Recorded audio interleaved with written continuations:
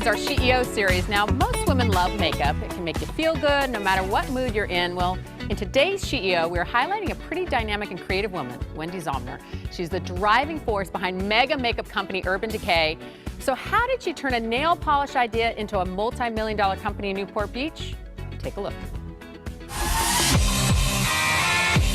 You may know the brand, but it's the lady behind the label that shook up the cosmetic industry more than 20 years ago. Wende Zomnir is the Chief Creative Officer and founder of Urban Decay Cosmetics, a brand born in 1996 when Zomnir was looking for unique and different color combinations to express her personality. When I was 13, I got sent home from school for wearing too much makeup. Just 3 years later, a revelation came to her at church by way of a priest. When I was 16, a priest came up to me after church and said, "You're hiding behind your mask of makeup." And I thought to myself, I'm not hiding at all. I am telling you who I am. I'm showing you myself. I knew in that moment that makeup wasn't about covering up your flaws. It was about showing the world who you are. And so what's Wende's advice when getting your start? I found out there was a whole convention for small cosmetic manufacturers. So I went to the convention and just started to create a network. Wende's first Urban Decay sales pitch was to Nordstrom, and their initial reaction shocked her. I called her and she was like, "I'm leaving on vacation in 2 days, so you gotta come tomorrow." And I was like, oh my gosh. So I packed up all my little handmade samples, drove down there, pitched her. She got in an order form, she wrote an order, and I was like, oh my God, how am I gonna fulfill this, right? I had to go make it now.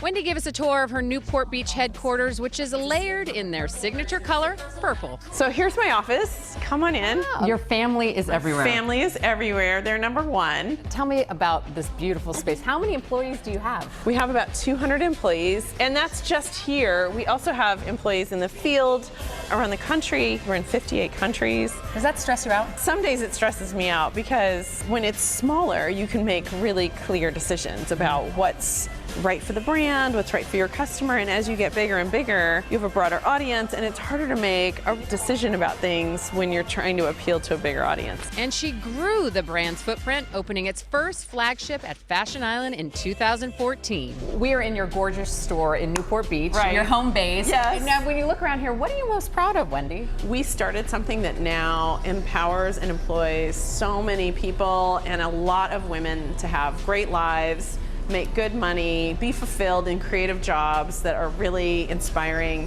Today, Zomnir and Urban Decay have won hundreds of industry awards, but it was the creation of the Naked palette that sold out 7 times in a row at Sephora that made a name for the brand globally. It was a huge turning point for us. Before, we were a brand that was well-known, chugging along, doing our thing. We were definitely niche. But the Naked palette blew it up and exposed us to a whole new customer. And the Naked line came about on a whim. I was saying to myself, I want to create a little palette of 4 shades of my must-have neutrals. So I asked 2 other people I work really closely with, hey, what 4 shades would you bring in your bag if you were stuck on a desert island?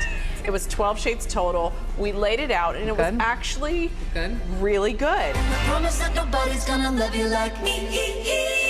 Well, here is the original Naked palette. It is no longer in existence, but as you can see, they've created other Naked brands throughout the store there. And as you heard, Urban Decay started with 1 item, and it blew up after Naked.